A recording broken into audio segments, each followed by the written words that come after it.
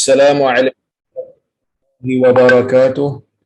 Alhamdulillah nahmaduhu wa nasta'inuhu wa nastaghfiruh wa na'udzu billahi min shururi anfusina wa min sayyiati a'malina. Man yahdihillahu fala mudhillalah wa man yudlil fala hadiyalah.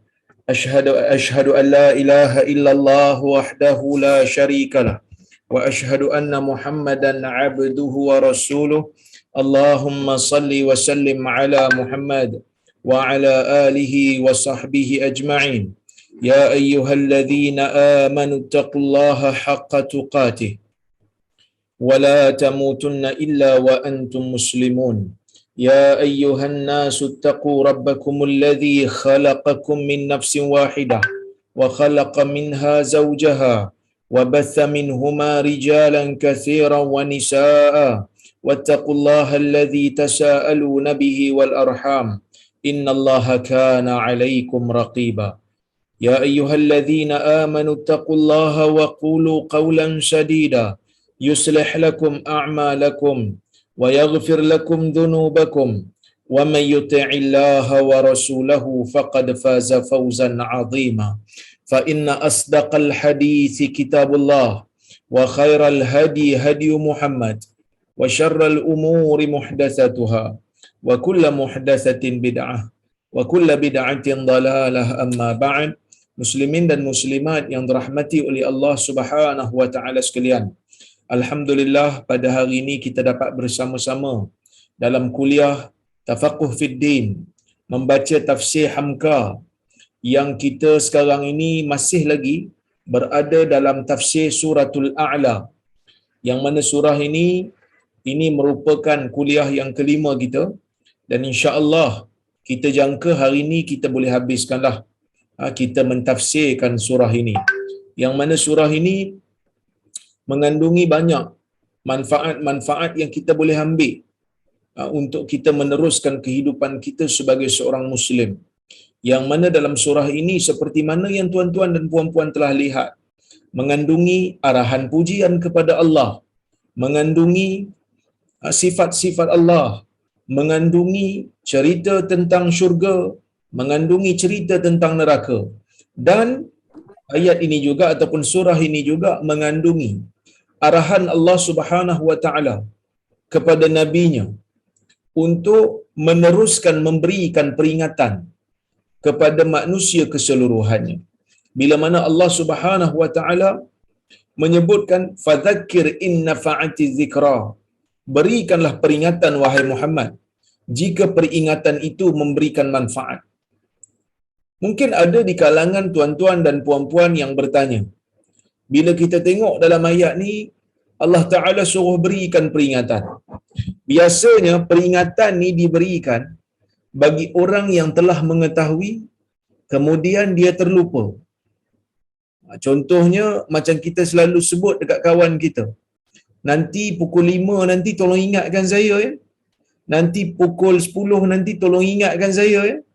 Jadi kalau kita tengok di dalam bahasa, makna mengingatkan itu, makna mengingatkan ialah kita memberitahu kepada seseorang tentang perkara yang dia telah tahu, cuma dia lupa, dan kita beritahu dia semula. Tapi bila kita tengok di dalam sejarah Nabi Muhammad sallallahu alaihi wasallam ataupun sirah Nabi sallallahu alaihi wasallam, Nabi tidak hanya memberikan ingatan kepada orang yang telah tahu, tetapi juga Nabi sallallahu alaihi wasallam memberikan peringatan kepada semua manusia, sama ada yang telah beriman kepada dia ataupun yang masih lagi belum beriman. Oleh kerana itulah kita melihat Nabi sallallahu alaihi wasallam bersungguh dalam dakwah baginda sehingga ke akhir hayat Abu Talib sendiri pun Nabi sallallahu alaihi wasallam tetap peringatkan. Jadi kenapa Allah Taala mengiktibarkan ataupun kita kata menganggap ataupun menyatakan bahawasanya dakwah Nabi sallallahu alaihi wasallam ni sebagai peringatan? Walaupun sebahagiannya betul sebagai peringatan, terutama bagi orang yang dah tahu, Tetapi sebahagian yang lain sekadar baru dengar, maka bukan diberi peringatan, sebaliknya diberitahu. Al-Imam Al-Fakhrur Razi dalam kitab dia mengatakan bahawasanya Allah Azza wa Jal mengarahkan Nabi sallallahu alaihi wasallam untuk memberikan peringatan kepada manusia, walaupun kepada orang yang belum tahu tentang hakikat dakwah Nabi sallallahu alaihi wasallam, walaupun pada orang yang baru saja mendengar dakwah Nabi SAW, tetap dipanggil sebagai peringatan, kerana dalil-dalil tentang kewujudan Allah, dalil-dalil tentang keesaan Allah, dalil yang menunjukkan kewajipan kita untuk menyembah Allah Ta'ala ini terlalu jelas di dalam Al-Quran, terlalu jelas di dalam As-Sunnah, sehingga orang yang membacanya seolah-olah telah pun mengetahui perkara itu sebelum daripada penurunan Al-Quran. Itu yang pertama. Yang kedua, mana-mana manusia pun, di mana-mana zaman pun, akan diberikan oleh Allah Azza wa Jalla akal fikiran, supaya mereka gunakan akal fikiran mereka untuk berfikir tentang keesaan Allah dan kekuasaan Allah. Dan juga Allah Ta'ala menghantar Nabi di setiap zaman. Bahkan kalau kita ikut riwayat, sebahagiannya ada yang menyebutkan bilangan Nabi ni ratusan ribu. Ramai orang kata bilangan Nabi sallallahu alaihi wasallam yang Allah Ta'ala hantar kepada manusia. Jadi mereka sudah pun mendengar berkaitan dengan kepentingan untuk mengesakan Allah Azza wa Jalla. Jadi sebab itu kita tak heran walaupun orang-orang Quraisy itu telah pun terlibat di dalam syirik, walaupun orang-orang Quraisy itu telah terlibat di dalam kekufuran, tetapi mereka tetap juga menyeru nama Allah Azza wa Jal apabila mereka dalam keadaan kesusahan. Mereka bila berada dalam keadaan kesempitan, bila berada dalam keadaan kesusahan, bila mereka ditimpa bencana, bila mereka hilang harta benda, mereka tetap seru Allah Azza wa Jal. Walaupun sebelum itu masa senang, masa tengah senang, mereka kadang-kadang tak seru pun Allah, tak minta pun pertolongan Allah. Tapi apabila mereka ini telah diberikan oleh Allah Azza wa Jalla kesusahan, kesempitan, maka pada masa itu mereka mula untuk menyeru Allah Subhanahu wa Ta'ala. Kenapa? Kerana mereka sedar dalam diri mereka ni ada fitrah memerlukan kepada Allah Subhanahu wa Ta'ala. Jadi benda ni hakikat yang kita sendiri boleh tengok.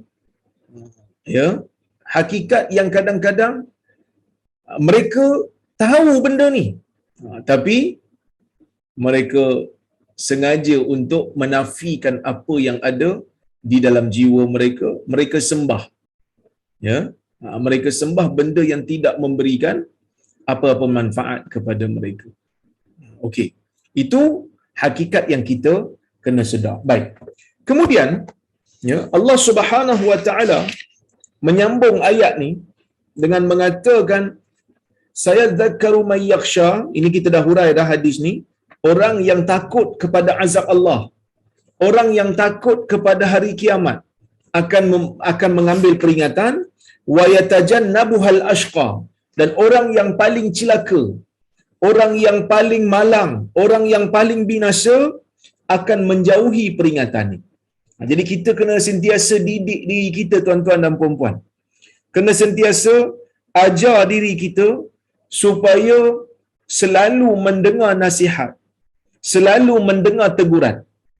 Kadang-kadang ada juga masa-masa yang kita lihat bila orang bagi seseorang lain nasihat, orang lain tu akan melenting, seolah-olah macam dia tu hina. Sebenarnya menerima teguran, menerima nasihat menunjukkan bahawasanya Allah Ta'ala inginkan kebaikan pada diri kita. Allah Ta'ala nakkan kebaikan pada diri kita. Maka sebab itu, Allah Ta'ala hantar manusia untuk memberikan nasihat kepada kita. Tak perlu rasa hina.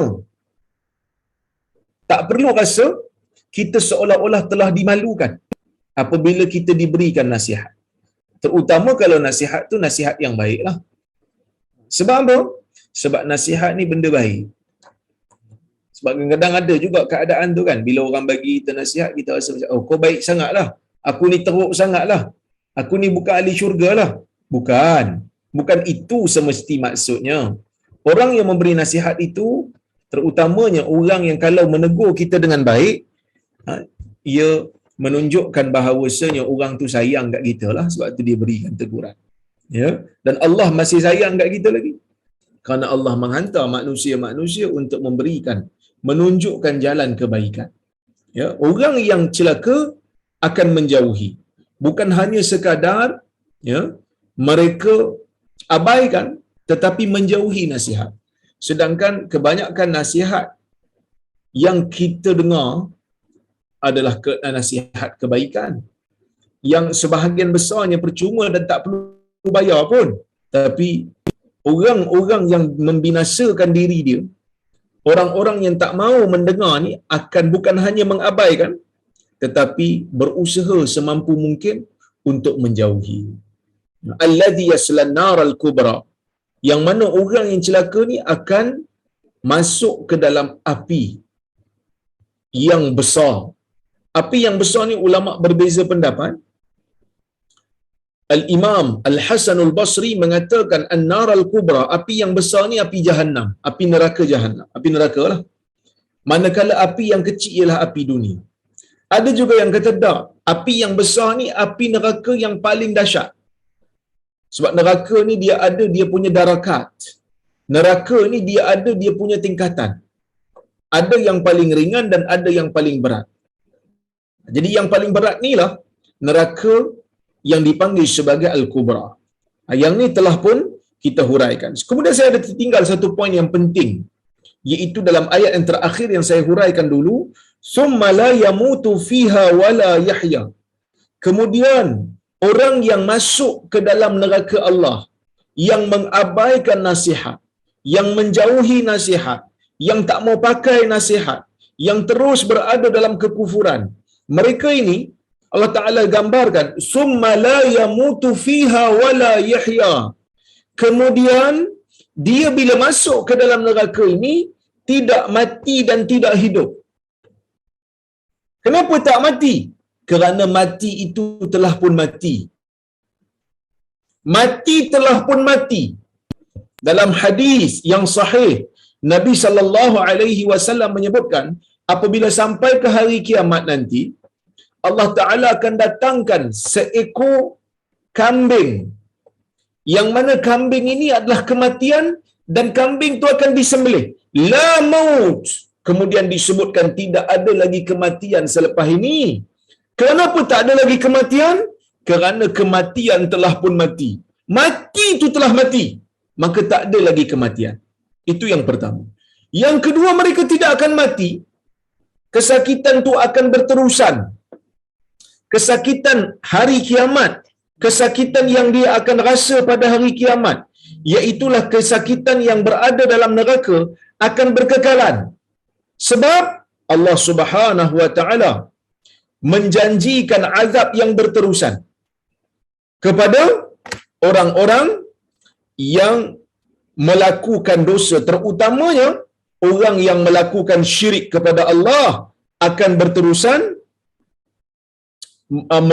merasa azab daripada Allah Subhanahu wa Ta'ala. Bahkan kalau kita tengok dalam Al-Quran, Allah Ta'ala jamin setiap kali kulit itu akan hangus, Allah Ta'ala akan ganti lain kulit.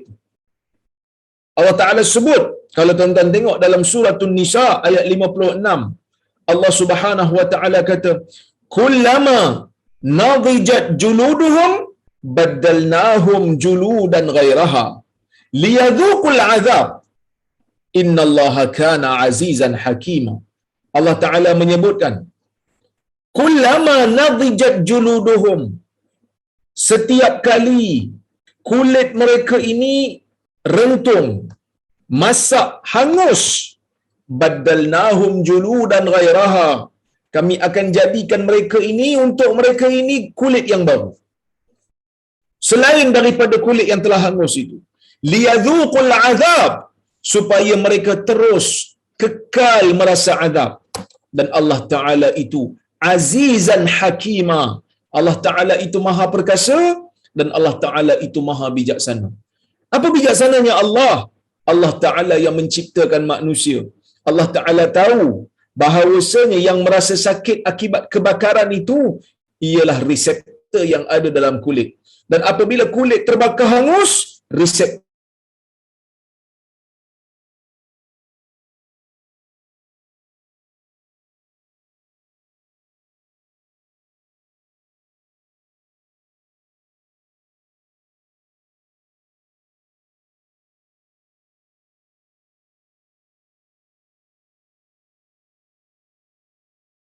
bahkan ulama-ulama yang mengarang tafsir mengatakan ini merupakan satu keadaan, yang ini merupakan satu keadaan di mana orang yang berada dalam keadaan yang terlalu sakit, nak kata mati pun tidak, nak kata hidup pun tidak.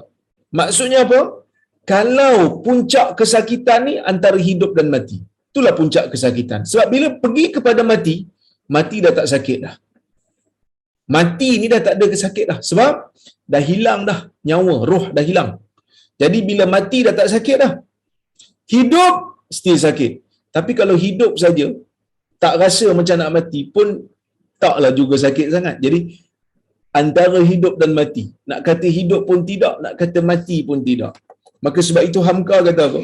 Hamka kata, meranalah dia dalam neraka itu, tidak akan mati, sebab mati hanya sekali sahaja, iaitu ketika hari perpindahan daripada alam fana dunia kepada alam khulud akhirat. Maksudnya nak kata mati tak boleh mati dah, sebab mati ni sekali je Allah Ta'ala tetapkan. Yang ada mati ni pun bukan dekat akhirat lagi, yang ada mati cuma dekat dunia. Akhirat tak ada lagi mati dah. Kemudian Al-Imam Al-Fakhrul Razi, dia menyebutkan bahawasanya, dia kata perkataan summa, bila Allah Ta'ala kata summa la yamutu fiha wala yahya, kemudian dia tak mati padanya, iaitu dia tak mati dalam neraka tu, dan dia tak mati, dan dia juga tidak hidup di dalamnya. Dia azab seolah-olah macam tak hidup, tapi tak mati. Perkataan summa, kata Al-Imam Al-Fakhrul Razi, menunjukkan keadaan yang sangat dahsyat. Kerana keadaan tak hidup dan tak mati ini datang kemudian, setelah azab tu dirasai. Maksudnya, diazab, sehingga rasa macam tak hidup dan tak mati. Sebab dia rasa macam dia akan mati ni. Mungkin orang yang dibakar dalam api neraka tu rasa macam dia akan mati. Aku matilah lepas ni, aku matilah lepas ni, aku mati, tapi tak mati-mati. Perasaan itu datang dan datang dan datang untuk memberikan dia rasa azab lagi lah. Ya, baik. Maka sebab itu Hamka kata, terlalu sakit orang pun mati, terlalu panas mati, terlalu dingin mati, terlalu susah mati. Malahan orang yang ingin saja lekas mati kerana derita itu rasanya tidak terpikul lagi. Kan kadang-kadang kita dengar kan, bila orang kena musibah besar, dia kata baiklah aku mati. Kan usah kata terkena musibah, tak dapat makan telur tembakul pun nak mati, masuk dalam batu belah batu bertangkup contohnya kan, punya sakit perasaan dia tak dapat makan, nak mati juga. Tapi di akhirat, di dalam neraka tak mati. Dalam neraka itu tidaklah akan dapat terlepas dari sengsara azab dengan mati, kerana mati tidak ada di sana, dan tidak pula dapat hidup, tak pula dapat hidup dengan gembira, tak ada. Kerana hidup bererti di akhirat itu ialah dengan syurga Jannatul Na'im, dengan segala nikmat yang telah disediakan Allah bagi hamba-Nya. Maka adalah satu pepatah Melayu, dia kata, yang terkenal yang dapat sedikit menggambarkan penderitaan di neraka itu. Apa dia? Hidup segan, mati tak mahu. Hidup segan, mati tak mahu. Kemudian Allah Ta'ala sambung. Qad aflaha man tazakka wa dhakara asma rabbih fasalla bal tu'thiruna al-hayata ad-dunya wal akhiratu khairun wa abqa. Inna hadha lafi suhufil ula suhufi Ibrahim wa Musa. Ini kita kata kluster yang terakhir daripada surah Al-A'la. Allah Ta'ala kata apa? Qad aflaha man tazakka. Maka telah berjayalah bagi orang yang membersihkan, bagi orang yang menyucikan. Di sini ulama berbeza pendapat. Apakah yang dimaksudkan dengan orang yang menyucikan? Berjaya ni berjaya di dunia dan di akhirat. Orang yang menyucikan, kata Allah, telah berjaya. Berjaya di dunia, yakni dengan mendapat keredaan Allah di dalam dunia, mendapat hidayah taufik daripada Allah dalam dunia, dan juga mendapat keampunan di akhirat dan diberikan oleh Allah akan syurga. Jadi berjaya ni kita faham. Qad aflaha man tazakka. Tapi bila Allah Ta'ala kata berjayalah orang yang telah menyucikan dirinya. Menyucikan dirinya ini ulama berbeza pendapat. Sebahagian ulama mengatakan yang dimaksudkan dengan tazakka ai yuzakki nafsahu minasyirik, iaitu orang yang membersihkan dirinya daripada syirik. Maksudnya Allah Ta'ala nak bagi tahu, kalau kamu nak berjaya di dunia dan di akhirat, maka kamu kena bebaskan diri kamu daripada dosa syirik. Dosa menyekutukan Allah. Kerana apa? Kerana dosa menyekutukan Allah Ta'ala ini sangat besar. Dosa menyekutukan Allah Ta'ala ini sangat dahsyat. Sehingga Allah Ta'ala kata, inna syirka la zulmun azim. Sesungguhnya syirik itu dosa yang paling agung, dosa yang paling besar. Innallaha la yaghfiru an yushraka bihi wa yaghfiru ma duna dzalika liman yasha. Sesungguhnya Allah tidak akan mengampunkan dosa jika dia disyirikkan, dan Allah Ta'ala mengampunkan dosa selain daripada itu. Jadi kalau kita tengok dalam tafsir, sebagian ulama kata orang yang membersihkan diri, siapa dia? Orang yang membersihkan dirinya itu daripada kesyirikan dan membersihkan dirinya daripada kemaksiatan. Ada je manusia dalam dunia ni yang dia bersihkan diri daripada maksiat. Dia tak berzina, dia tak minum arak, dia tak mencuri, dia tidak berjudi. Tapi dia tak ada tauhid. Dia mensyirikkan Allah. Maksiat yang dia tinggalkan itu tidak akan sekali-kali dapat untuk menjadikan diri dia selamat daripada azab Allah Subhanahu wa Ta'ala, kerana asas tu dia tak buat, iaitulah tauhid. Mentauhidkan Allah dalam setiap keadaan. Itu pandangan yang pertamalah. Nak bagi tahu kat kita, kalau kamu nak berjaya sungguh-sungguh dalam dunia ni, kamu kena belajar untuk bertauhid Tuhan. Kamu kena amalkan tauhid. Kamu kena pegang akidah Islam betul-betul. Kerana baik macam mana pun kamu dalam dunia ni, kalau kamu terlibat dengan syirik, maka kamu tak layak dapat pengampunan daripada Allah. Itu yang pertama. Baik. Yang kedua, berkaitan dengan makna tazakka juga. Pandangan yang kedua di kalangan para ulama, tazakka tu bukan bermakna mensucikan diri daripada syirik dan mensucikan diri daripada dosa. Sebaliknya ia bermakna memperbanyakkan amal-amal saleh. Maka telah berjayalah. Kalau ikut tafsiran ni dia kata, maka telah berjayalah bagi orang yang memperbanyakkan ketaatan kepada Allah. Kalau ikut tafsiran ni, dia ambil perkataan tazakka tu daripada zakah, yang mana zakat bermaksud an-nama, iaitu memperbanyakkan, subur. Jadi maksud ayat ni, qad aflaha man tazakka, beruntunglah, berjayalah bagi mereka yang memperbanyakkan. Banyak apa? Banyakkan amal saleh. Kerana syurga ini digapai dengan syarat, bukan secara mutlak. Dia digapai dengan syarat yang Allah Ta'ala sendiri tetapkan. Apa dia? Kamu kena beramal. Kalau kamu tak beramal untuk syurga kamu, kamu tidak akan dapat rahmat Allah. Kita masuk syurga dengan rahmat Allah, itu betul. Tetapi syarat untuk menggapai rahmat Allah Ta'ala itu adalah dengan beramal.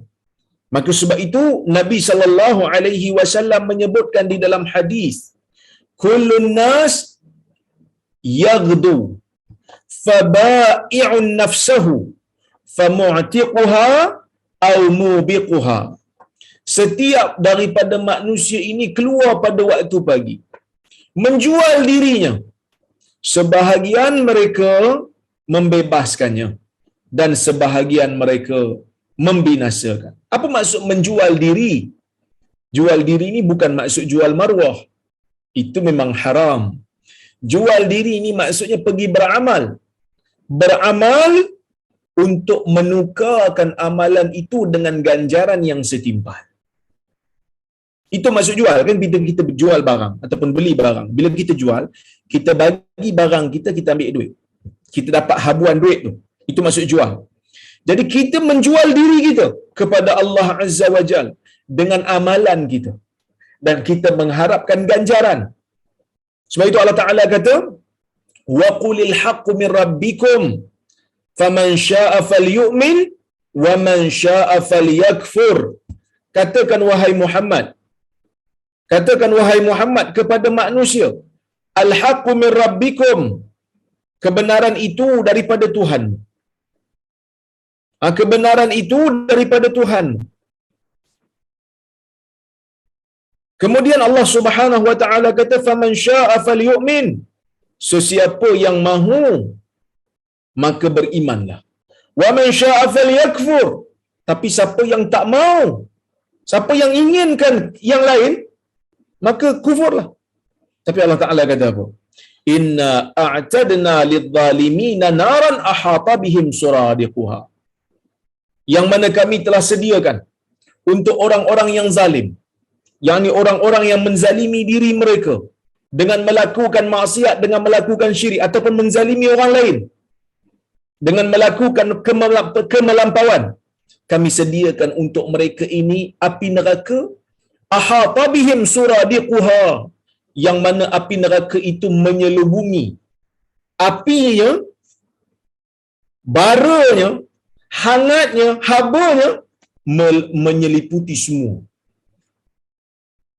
Allah Ta'ala berikan pilihan, tapi pilihan itu bukan pilihan yang mutlak. Pilihan itu adalah pilihan yang disediakan ganjaran sebaliknya. Kalau kamu nak syurga, kamu kena beramal. Iman perlu disempurnakan dengan amal. Maka amalan. Sebahagian ulama kata, dah. Yang dimaksudkan qad aflaha man tazakka, maka telah beruntunglah bagi mereka yang tazakka daripada perkataan zakat. Yakni orang yang membayar zakat fitrah. Orang yang membayar zakat fitrah. Sebab dia kata ayat lepas tu cerita pasal salat. Maksudnya solat raya. Kena bayar zakat fitrah sebelum solat raya. Tapi pandangan ni agak sedikit pelik. Sebab apa pelik? Sebab ayat ni ataupun kita kata surah ni surah Makkiyah yang turun sebelum daripada hijrah. Jadi kalau turun sebelum daripada hijrah, tuan-tuan, mana ada hari raya lagi? Zakat fitrah belum lagi disyariatkan. Jadi pandangan ni agak kurang tepatlah. Dan kebiasaannya Al-Quran menyebutkan salat dulu sebelum zakat. kebiasaannya siapa yang baca Quran, kita akan dapati Allah Subhanahu Wa Taala biasanya akan menyebutkan salat sebelum zakat. Kalau ini makna zakat, dia pelik. Kalau ayat ni bermaksud zakat, maksudnya peliklah sebab disebut zakat dulu sebelum salat. Ada juga yang kata bukan hanya zakat fitrah, tetapi zakat yang umum, yakni zakat ataupun memberikan sedekah dengan harta dia, kemudian dia mendirikan salat. Maksudnya orang itu bersedekah dengan lebihan harta yang dia ada untuk membersihkan dirinya, kemudian dia melakukan salat. Tetapi wallahu a'lam, nak kata makna ayat ni berkaitan dengan zakat ataupun pemberian sedekah macam jauh sikit. Sebab Allah Ta'ala kata qad aflaha man tazakka. Tazakka maksudnya menyucikan diri masing-masing. Kalau zakat dah tentu zakka malahu. Mesti Allah Ta'ala kata bukan tazakka tapi zakka malahu. Membayar zakat pada hartanya. Jadi kalau tanya pada saya wallahu a'lam, saya lebih cenderung kepada tafsiran yang pertama, yang kedua tu boleh gabung, yakni orang yang membersihkan dirinya daripada syirik dan maksiat. Macam mana cara nak bersihkan diri daripada syirik? Ialah dengan berpegang kepada tauhid. Macam mana nak bersihkan diri daripada maksiat? Meninggalkan maksiat dan dalam masa yang sama menghiasi diri dengan amal-amal saleh. Ya, baik. Jadi maksud ayat ni Allah Ta'ala puji bagi orang yang menyucikan dirinya daripada syirik dan orang yang menyucikan dirinya daripada maksiat. Apa cara nak bebaskan diri daripada dua benda ni? Dengan melakukan banyak amal saleh. Maka sebab itu dalam ayat yang lain Allah Ta'ala memuji dan mengatakan hampir sama ayat ni, qad aflahal mu'minun alladhina hum fi salatihim khashi'un. Maka sudah beruntunglah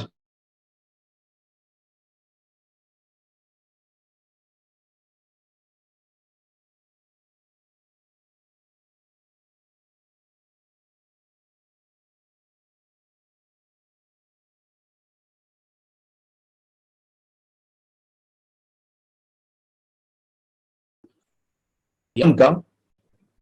Artinya menanglah di dalam perjuangan hidup ini barang siapa yang selalu mensucikan atau membersihkan dirinya daripada maksiat dan dosa, baik dosa kepada Allah dengan mempersekutukan Allah dengan yang lain, atau dosa kepada sesama manusia dengan menganiaya atau merompak hak orang lain, atau kepada diri sendiri memendam rasa dendam dan dengki kepada sesama manusia. Maka kalau seseorang dapat berusaha mengendalikan dirinya, akan terlepaslah dia daripada kekotoran, terutama kekotoran jiwa. Maksud dia bersihkan diri daripada syirik, dia bersihkan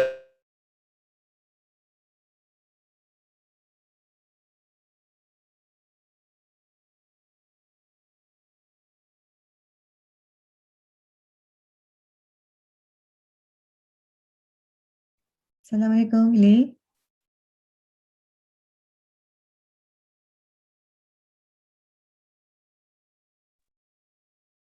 Assalamualaikum jemaah.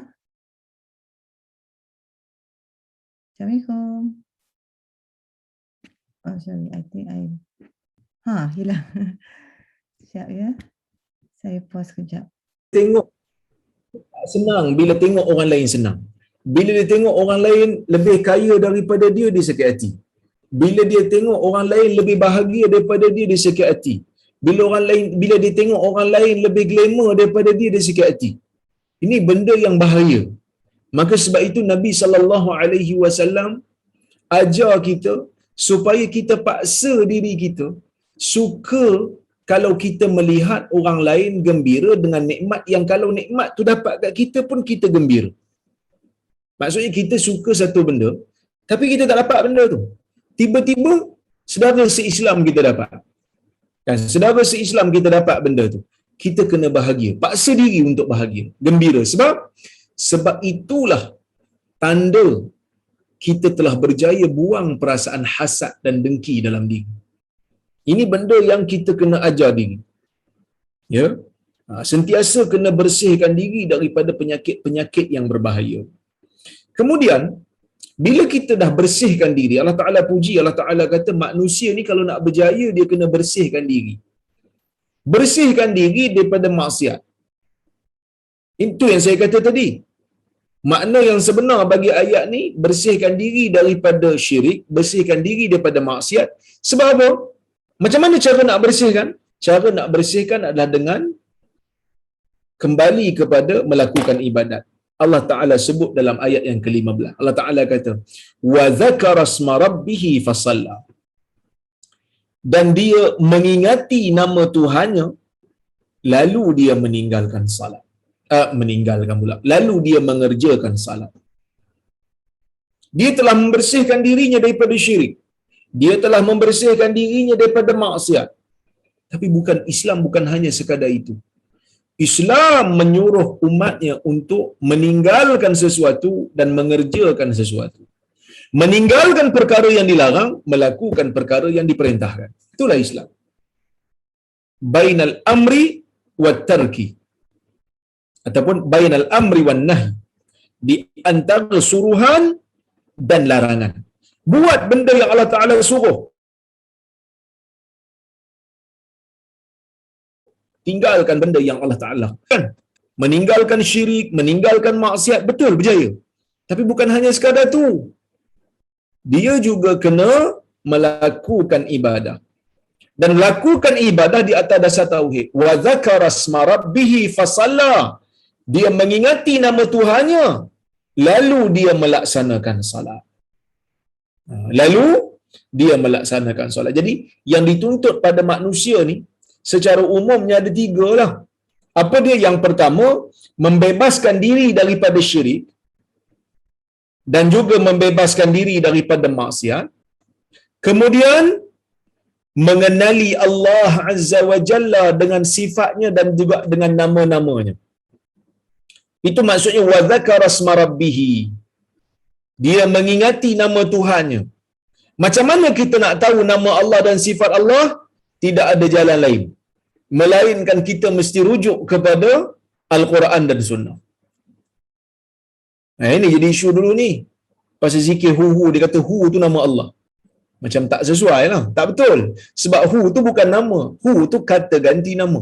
Hu boleh merujuk kepada Allah, boleh merujuk kepada selain Allah.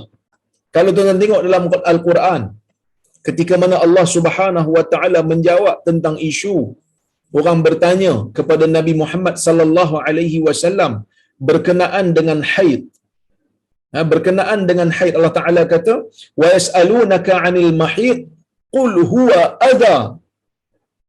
Qul huwa adha. Mereka bertanya kamu wahai Muhammad berkenaan dengan haid, katakan ia kotor. Jadi kalau hu ni boleh merujuk kepada Allah, betul. Boleh juga merujuk kepada haid, pun betul juga. Jadi nama-nama Allah dia mesti datang dalam Quran dan Sunnah secara jelas. Kita tak boleh kata hari ni saya nak namakan Tuhan saya dengan nama ni lah. Sebab apa? Sebab saja saya nak letak. Tak boleh. Kerana nama Allah Ta'ala ini tauqifiyah. Apa itu tauqifiyah? Dia mesti datang dalam Quran ataupun Sunnah. Okey? Baik. Di sana ada perbincangan sikit dalam kalangan ulama. Bila Allah Ta'ala kata wa dzakara asma rabbih fasalla, dia mengingati nama Tuhannya ataupun menyebut nama Tuhannya, lalu dia melaksanakan salat. Al-Imam Abu Hanifah, pengasas kepada mazhab Hanafi, bila dia tengok ayat ni, dia kata ayat ni menjadi bukti bahawasanya orang yang nak melaksanakan salat, takbiratul ihram tu bukan rukun. Takbiratul ihram tu hanya syarat. Tuan-tuan tahu tak apa beza rukun dengan syarat? Rukun dengan syarat ni, bezanya adalah rukun ni dia sebahagian daripada ibadat. Kalau tak ada, Ya. Kalau tak ada benda tu, tak sah. Dan dia tu sebahagian. Contohnya macam kita kata rukun salat Fatihah. Tak baca Fatihah tak sah salat. Dan Fatihah sebahagian daripada salat. Kalau syarat pula, dia perlu ada untuk menjadikan ibadat tu sah. Tapi dia bukan sebahagian daripada benda tu ataupun ibadat tu. Contoh, saya bagi contoh, wudu. Wudu dia bukan rukun salat, tetapi dia syarat salat, syarat sah salat. Kenapa? Sebab wudu tak termasuk dalam perbuatan salat. Dia di luar salat. Tapi perlu tak ambil wudu? Perlu ambil wudu. Kalau tak, salat jadi tak sah. Cuma ulama berbeza pendapat tentang kedudukan wudu. Tentang kedudukan takbiratul ihram. Takbir yang kita angkat tu, yang kita sebut tu di awal-awal salat. Adakah dia sebahagian daripada salat ataupun tidak? Al-Imam Fakhrul Razi mengatakan ayat ni telah digunakan oleh sebahagian ulama bermazhab Hanafi untuk mengatakan takbiratul ihram dia syarat salat. Dia bukan rukun. Maksudnya, kalau seseorang itu mengangkat takbir tidak menghadap kiblat, ya, tidak menghadap kiblat, okey. Kemudian lepas dia angkat takbir tu, baru dia sedar dia tersilap, dia pusing menghadap ke arah kiblat, salat dia sah. Kerana takbiratul ihram itu syarat saja, bukan rukun. Tapi majoriti ulama kata tak sahlah sebab dia angkat takbiratul ihram tadi tidak menghadap kiblat kerana takbiratul ihram sebahagian daripada salat. Sebahagian daripada salat. Tapi pendapat yang tepat adalah pendapat majoriti ulama, iaitu takbiratul ihram adalah sebahagian daripada salat. Dan ayat ni sebenarnya tak ada kaitan pun dengan takbiratul ihram. Kenapa Abu Hanifah guna ayat ni? Dia kata sebab wa zakara asma rabbih fasalla. Menyebut nama Tuhan lalu salat. Maksudnya menyebut nama Tuhan tu dan salat tu dua benda yang berasingan. Sebab dia kata lalu salat. Maksudnya salat bukan sebut nama Tuhan, sebut nama Tuhan bukan salat. Jadi sebut nama Tuhan tu dia faham takbiratul ihram. Tapi majoriti ulama kata tak. Kalau ayat ni menunjukkan takbiratul ihram pun, ia tak menunjukkan bahawasanya salat itu bukan menyebutkan nama Tuhan tu bukan sebahagian daripada salat. Itu yang pertama. Majoriti ulama pula kata ayat ni tak ada kaitan pun dengan takbiratul ihram.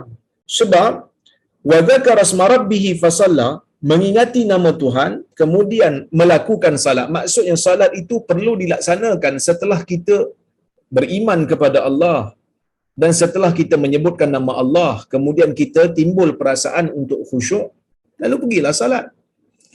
Ini nak membezakan solat orang beriman dengan solat orang munafik.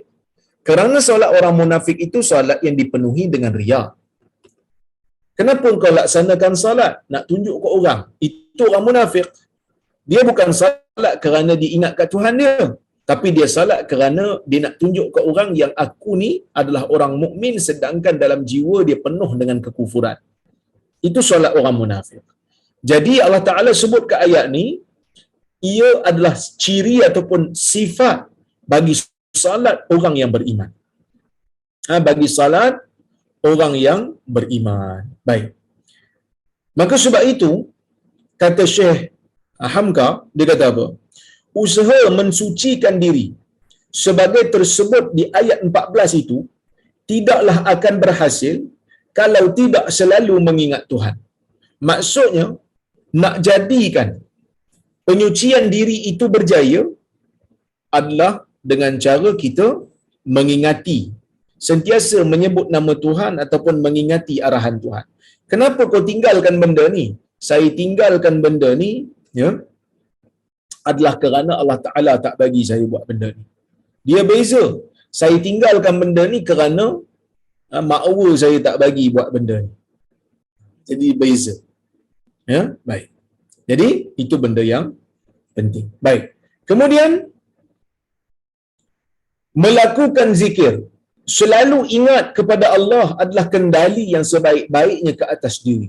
Kerana kita menanamkan rasa dalam diri bahawa Tuhan selalu ada dekat, dan ingat kepada Allah itu disertai pula dengan mengerjakan sembahyang 5 waktu, termasuk di dalamnya doa dan munajat, iaitu menyeru kepada Tuhan selalu, memohon bimbingannya.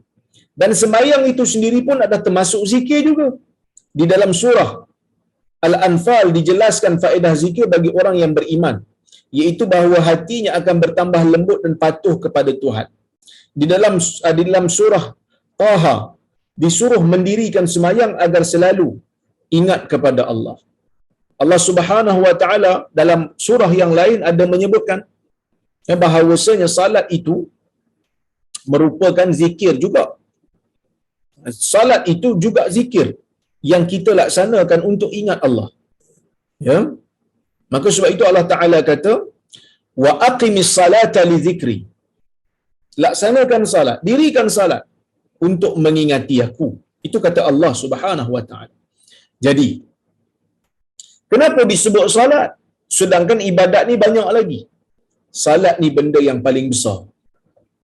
Benda yang paling orang kata apa, benda yang paling penting dalam ibadat ni setelah kita bertauhid adalah salat. Ini benda yang kita kena sedar. Dan dalam salat itu adanya doa. Dalam salat itu adanya zikir, dan dalam salat itu adanya kerendahan diri. Dalam salat ni ada doa. Kita doa kepada Allah dalam salat. Dalam salat ni ada zikir, kita puji Allah. Dan dalam masa yang sama, dalam salat juga mengandungi khudu' dan juga izlalun nafs. Kita merendahkan diri, iaitu kita meletakkan anggota badan kita yang paling tinggi, iaitu kepala, di tempat yang paling rendah bila mana kita bersujud. Jadi salat betul-betul ibadat yang mengajar kita konsep rendah diri di hadapan Allah, konsep mengharapkan kepada Allah, dan konsep patuh pada Allah. Patuh ni bila kita puji Allah. Kenapa kita puji Allah? Sebab Allah Ta'ala itu layak untuk dipuji. Sebab Allah Ta'ala itu maha berkuasa. Ya? Allah Subhanahu Wa Ta'ala itu maha berkuasa. Maka sebab itu kita puji dia. Ya? Manakala kita berdoa, kenapa kita berdoa kepada Allah? Itu menunjukkan kita harap pada Allah. Dan kita merendahkan diri supaya tidak ada perasaan takabur. Kerana dalam dunia ini, yang menjadikan iblis itu dimurkai oleh Allah Subhanahu Wa Ta'ala selama-lamanya adalah disebabkan oleh kerana sifat takabur. Bukan kerana dia tak percaya Tuhan wujud. Iblis ni tahu tak Tuhan wujud? Tuan-tuan tahu. Iblis tahu Tuhan tu wujud. Bahkan dia siap menerima arahan langsung daripada Allah. Kenapa dia menjadi makhluk yang paling dimurkai? Kerana takabur. Jadi sebab itu salat mengajar kita jangan takabur pada diri. Jangan takabur kepada diri, kerana diri kita adalah insan yang sangat-sangat hina di sisi Allah Subhanahu Wa Ta'ala. Ya, baik. Kemudian kita pergi kepada ayat yang berikutnya. Bal tu'sirunal hayatad dunya. Bal tu'sirunal hayatad dunya. Akan tetapi kamu lebih mendahulukan kehidupan di dunia. Kan? Kamu lebih mendahulukan kehidupan dunia. Akan tetapi sayang sekali, ada di antara kamu yang tidak mempedulikan seruan Tuhan agar mensucikan diri, mengingat Allah dan melakukan sembahyang. Masih ada di antara kamu yang lebih mementingkan hidup di dunia ini sahaja, tidak mengingat lanjutan hidup di akhirat. Sudah sendang tenteram sahaja hatinya di negeri dunia yang hanya tempat persinggahan sahaja. Jadi kalau ikut, patutnya kita lebih mengharapkan akhirat berbanding dunia. Ad-dunya mudbirah wal akhirah muqbilah. Dunia ini akan beredar, akhirat yang akan datang. Tapi kita duk ingat seolah-olah macam akhirat tu tak datang-datang, seolah-olah dunia tu sentiasa ada. Sedangkan Allah Ta'ala kata wal akhiratu khairun wa abqa. Sedangkan akhirat itu lebih baik dan lebih kekal. Akhirat itu lebih baik dan akhirat itu lebih kekal. Kenapa akhirat lebih baik? Pertama, kerana Allah Ta'ala sendiri sebut wa abqa, kerana akhirat itu lebih kekal. Kehidupan akhirat tidak ada penghujung. Nikmat di akhirat tidak ada putus-putus.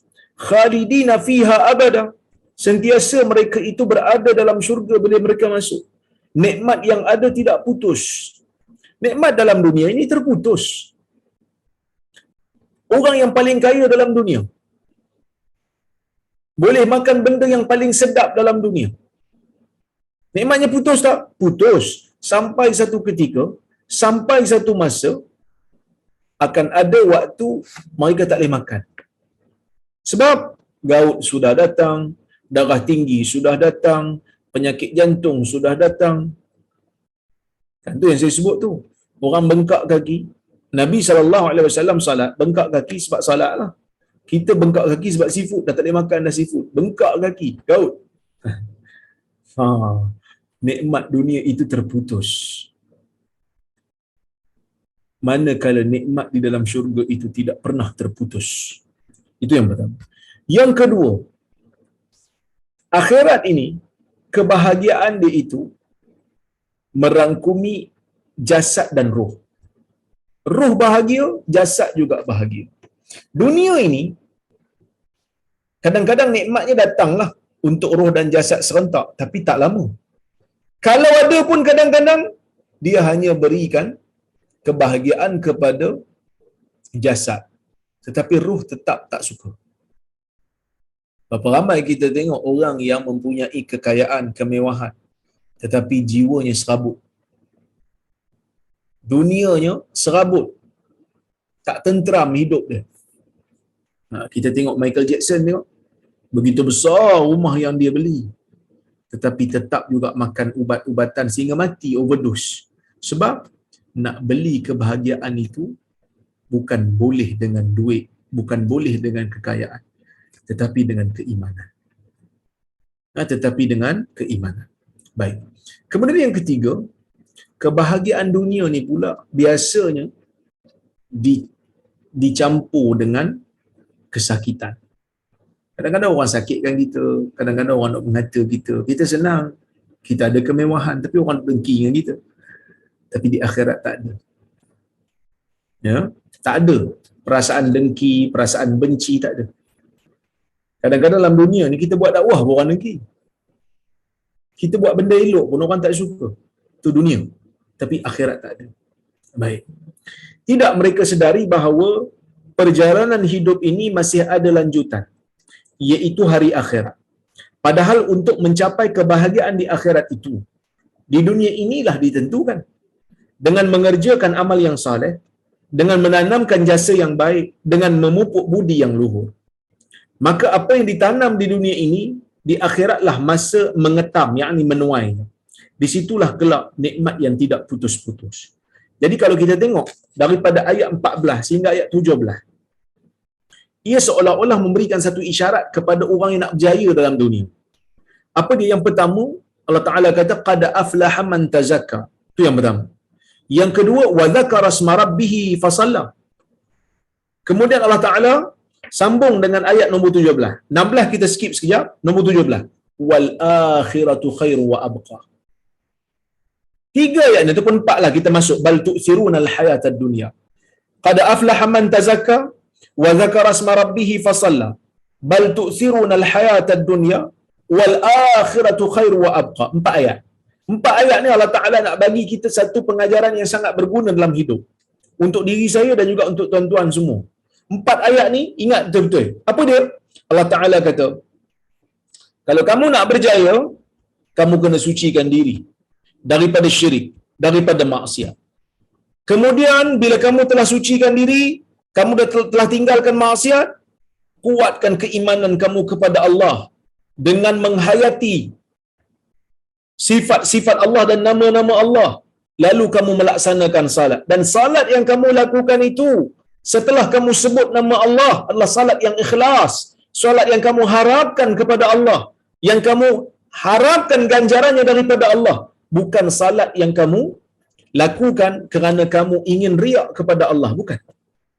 Tapi kerana kamu mengharapkan keampunan daripada Allah Subhanahu wa taala. Itu yang kedua. Kemudian Allah Taala kata bal tu'sirunal hayatad dunya. Bahkan kamu lebih mengagungkan kehidupan dunia. Wal akhiratu khairu wa abqa. Sedangkan akhirat itu lebih baik dan lebih kekal. Jadi nak kata apa ni? Nak kata bila kamu telah beribadat kepada Allah dengan sebenar-benarnya, kamu tinggalkan pengharapan kamu kepada dunia yang sementara ini. Bukan makna kena buang dunia ni dengan kita tinggal duduk dalam gua, check in masuk dalam gua ramai-ramai, buang telefon, buang TV, buang, tak perlulah. Maksudnya kamu jangan terikat dengan dunia seolah-olah dunia ini kekal, dunia ini sementara. Kamu kena harapkan apa yang ada di akhirat. Dunia yang Allah Ta'ala bagi kamu ni, dunia ni sementara. Kamu gunakanlah ia sekadarnya. Kamu gunakan dia agar ia boleh menyelamatkan kamu di akhirat nanti. Itulah maksud ayat 4 ayat yang Allah Ta'ala berikan kepada kita. Inna hadza la fi suhufil ula. Sesungguhnya inilah yang berada dalam lembaran-lembaran yang awal. Bila Allah Ta'ala kata inilah, ini itu kembali kepada apa? Ini itu. Dia kembali kepada sesuatu yang ditunjuk. Kalau ini, ditunjuk benda yang dekat. Kalau itu, ditunjuk benda yang jauh. Ulama' berbeza pendapat. Bila Allah Ta'ala kata, inna hadha lafi suhufil ula. Sesungguhnya ini tu kembali pada apa? Ada yang kata, ini tu kembali kepada kandungan ajaran yang ada dalam surah ini. Iaitu surah ini mengandungi pujian pada Allah, cerita tentang syurga, cerita tentang neraka, cerita tentang akhirat. Semua ni Allah Ta'ala kata telah pun disebutkan di dalam lembaran-lembaran yang awal. Yakni ajaran-ajaran yang dibawa oleh nabi-nabi yang terdahulu diletakkan di dalam lembaran itu dibaca oleh umat-umat sepanjang zaman. Maknanya Allah Ta'ala nak kata, ajaran yang kamu terima dalam Al-Quran hari ini, bukan kamu saja melakukannya, bahkan ia telah dilakukan oleh orang-orang sebelum kamu yang mengikuti Nabi. Allah Subhanahu wa Ta'ala nak bagi tahu kat kita, apa dia? Allah Ta'ala nak bagi tahu kat kita bahawasanya ajaran agama kita ini adalah kesinambungan daripada ajaran-ajaran yang telah dibawa oleh nabi-nabi yang terdahulu. Akidah yang kita percaya pada hari ini adalah akidah yang kita terima daripada ajaran nabi yang terdahulu. Mungkin syariat sedikit berbeza. Syariat Nabi Muhammad dengan syariat Nabi Musa, dengan syariat Nabi Isa itu berbeza. Dari sudut hukum hakam, dari sudut pengamalan itu berbeza mengikut suasana. Tetapi akidah, kepercayaan, mengesakan Allah. Kan? Yang tu, mengesakan Allah, yang tu tidak ada beza di antara Nabi-Nabi. Tidak ada beza di antara Nabi-Nabi, sama. Semua Nabi bawa ajaran tauhid, semua Nabi bawa akhlak yang baik. Semua Nabi SAW alaihi wassalatu wassalam membawakan orang kata apa, kecaman kepada syirik. Ini benda yang kita kena sedar, yang Allah Ta'ala nak gambarkan dalam ayat ni. Ada juga yang kata isyarat itu kembali kepada penyucian jiwa. Ya, ajaran itu kembali kepada penyucian jiwa. Maksudnya bila Allah Ta'ala kata inna hadza la fi suhufil ula, sesungguhnya ini, yakni penyucian jiwa. Maksudnya bukan kamu saja yang disuruh untuk menyucikan jiwa, meninggalkan syirik, meninggalkan maksiat, buat ibadat banyak, bukan kamu saja. Tetapi orang-orang sebelum kamu juga telah melakukan perkara benda yang sama.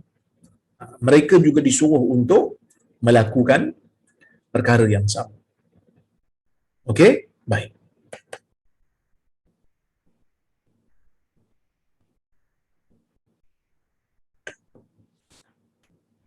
Kemudian Allah Ta'ala kata, Suhufi Ibrahim wa Musa. Di antaranya juga, ya, lembaran-lembaran Ibrahim dan Musa. Apa kata Hamka kat sini? Hamka kata, iaitu nasihat-nasihat dan peringatan yang telah dimulai pada ayat 14 tadi, bahawa yang menang dalam hidup ialah orang yang selalu berusaha mensucikan atau membersihkan jiwa, bukanlah dia semata-mata pengajaran yang timbul sejak Nabi Muhammad sallallahu alaihi wasallam, dan bukan wahyu dalam Al-Quran sahaja. Ya, sebagaimana yang telah kita ketahui, wahyu yang diturunkan kepada nabi-nabi itu sahaja ada sahaja catatan. Catatan ini dinamakan suhuf, kertas yang digulung lalu dikembangkan ketika membacanya. Maksud digulung, lepas tu bila nak baca dikembangkan, ya. Maka macam-macamlah suhuf itu. Yang lebih tebal dinamai kitab, dan yang terpecah-pecah dinamai suhuf. Suhuf ni kecil sikitlah daripada kitab. Al-Quran sendiri telah dikumpul jadi satu surah-surah yang 114 tu, ada yang panjang dan ada yang amat pendek, dinamai ia sebagai mushaf. Tersebutlah dalam ayat ni bahawa pengajaran ini bukanlah pengajaran sekarang saja, dia telah tua. Dia telah tersebut juga dalam suhuf yang dulu-dulu, terutamanya lembaran-lembaran ataupun suhuf Ibrahim dan juga Musa. Jadi tuan-tuan dan puan-puan rahmati Allah sekalian, selesailah kita membaca tafsir ini, iaitu surah Al-A'la, satu surah yang bagi saya amat bermakna. Surah yang menggabungkan, ya, di antara pujian kepada Allah Subhanahu wa taala dan juga arahan supaya membersihkan diri dan menjauhi perkara-perkara yang boleh menyebabkan kita terlibat di dalam dosa syirik dan juga maksiat kepada Allah Subhanahu wa taala. Wallahu a'lam. Baik, saya rasa cukuplah sekadar tu untuk petang ini. Saya tengok kalau ada soalan ataupun komentar, saya lalukan sekejap.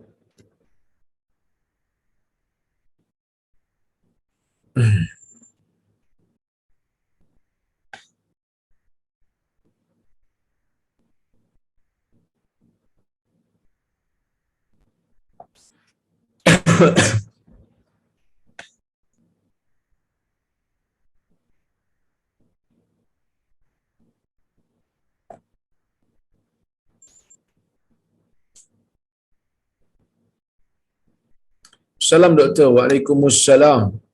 Kalau kita dulu selalu tinggal puasa dari form 1 sampai sekarang, nak kena qada ke doktor? Sebab saya tak tahu berapa jumlah qada tu. Ulama berbeza pendapat dalam isu ni.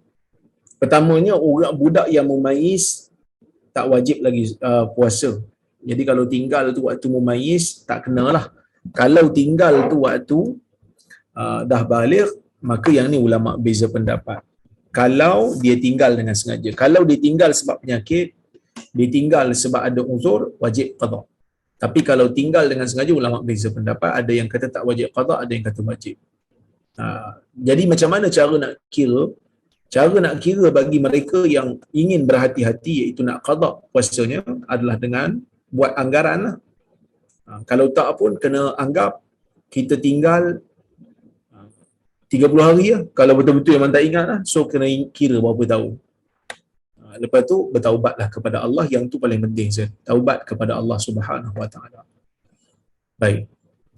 Assalamualaikum doktor. Waalaikumsalam. Ada ustaz cakap kalau salat tarawih berjemaah mesti selesai sehingga salat witir bersama imam. Kalau tak dapat pahala berjemaah qiyam. Betul ke? Ini merupakan hadis riwayat Ibn Khuzaimah. Yang mana riwayat Ibn Khuzaimah mengatakan, dalam hadis tersebut Nabi SAW bersabda, man qama ma'al imam hatta yansarif kutiba lahu qiyamul lailah, atau kama qala, hadis yang sahih.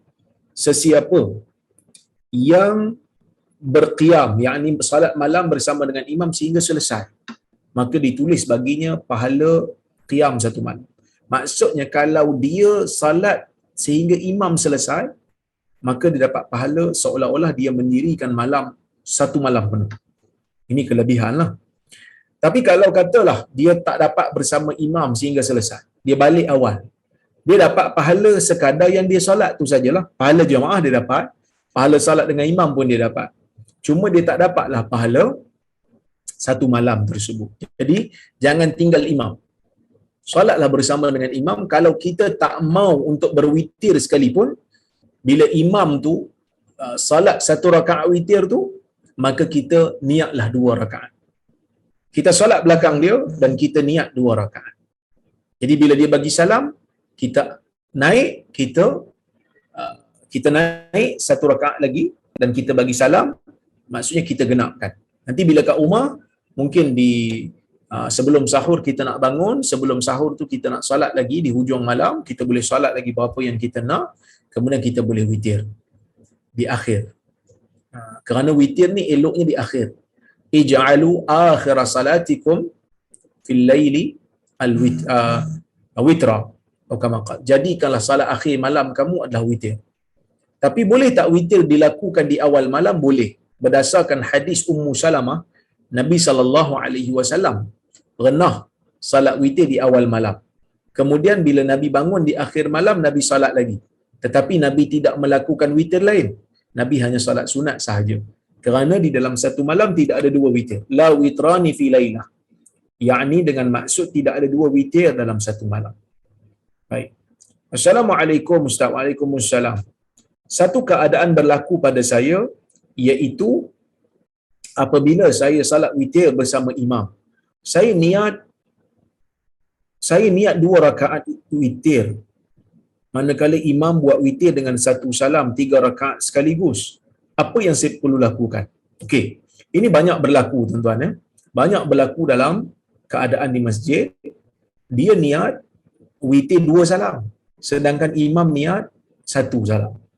Dia dah niat 2 rakaat dah awal tu. Imam niat 3 rakaat sekaligus. Dia ikut imam. So macam mana nak buat? Okey. First, dia boleh cuba dengan cara ataupun kaedah yang pertama, iaitu bila dia niat 2 rakaat, imam niat 3 rakaat, pada rakaat kedua tu dia duduk tasyahud akhir, baca tasyahud walaupun imam berdiri, sambil niat mufaraqah dengan imam, berpisah dengan imam. Sebab dia tak boleh ikut imam, dia niat cuma 2 rakaat saja. Dia duduk baca tasyahud akhir. Bila dia baca tasyahud akhir, dia ada 2 pilihan. Sama ada nak tunggu imam bagi salam sekali dengan imam, ataupun dia mufaraqah, macam saya sebut tadi, mufaraqah, berpisah dengan imam bagi salam, kemudian naik ikut imam 1 rakaat lagi. Boleh. Tak ada masalah. So itu di antara cara yang kita boleh buat lah. Sama ada kita tunggu imam sambil kita duduk, bagi salam sekali dengan imam, lepas tu kita bangkit satu lagi. Bila imam bagi salam, kita bagi salam, kemudian kita bangkit satu lagi, solat seorang-seorang. Ataupun kita bagi salam siap-siap. Kita baca tasyahud, bagi salam siap-siap dengan niat mufaraqah, kemudian kita bangun, angkat takbir, ikut imam tu balik 1 rakaat dan bagi salam bersama dengan imam. Wallahu a'lam. Assalamualaikum Dr. Waalaikumsalam. Mana lebih berat dosa? Mengerja larangan Allah atau tak buat suruhan Allah? Mana lagi besar? Pertamanya, kalau boleh jalan serentak. Iaitu buat apa yang Allah Ta'ala suruh dan tinggal apa yang Allah Ta'ala larang. Tapi kalau nak buat perbandingan, mana lagi berat antara tak buat benda yang Allah Ta'ala wajibkan ataupun buat benda yang Allah Ta'ala haramkan? Baik. Di sini Ibn Qayyim ada hurai. Dia kata Allah Ta'ala bagi kat kita 2 kisah di awal-awal Quran nak bagi tahu kat kita tentang kepentingan menimbang mana lagi berat. Iaitu Allah Ta'ala bagi kat kita kisah Adam dan Iblis. Kisah Adam satu, kisah Iblis satu. Adam dia berdosa pada Allah dengan meninggalkan benda yang dengan melakukan benda yang Allah Ta'ala larang. Iblis juga berdosa. Dia meninggalkan benda yang Allah Ta'ala suruh. Adam buat benda Allah Ta'ala larang. Iblis buat benda yang Iblis meninggalkan benda yang Allah Ta'ala suruh. Jadi antara Adam dengan Iblis, Adam diampunkan oleh Allah Subhanahu wa taala. Ya, baik. Jadi maksudnya kalau di apa? Ditimbang di antara tinggalkan maksiat ataupun melakukan maksiat ataupun melakukan benda yang disuruh, meninggalkan benda yang disuruh itu lebih besar daripada melakukan maksiat. Contohnya orang tak solat. Tak solat lagi besar dosa daripada melakukan dosa itu sendiri. Wallahu a'lam. Boleh ke solat tarawih terus selepas solat jamak takdim dalam waktu maghrib? Solat tarawih waktunya masuk setelah solat isyak itu dilakukan secara sah. Jadi kalau orang tu dia jamak takdim, dia solat maghrib 3 rakaat, lepas tu dia solat isyak 2 rakaat itu qasar, dia boleh terus solat tarawih dan solat witir.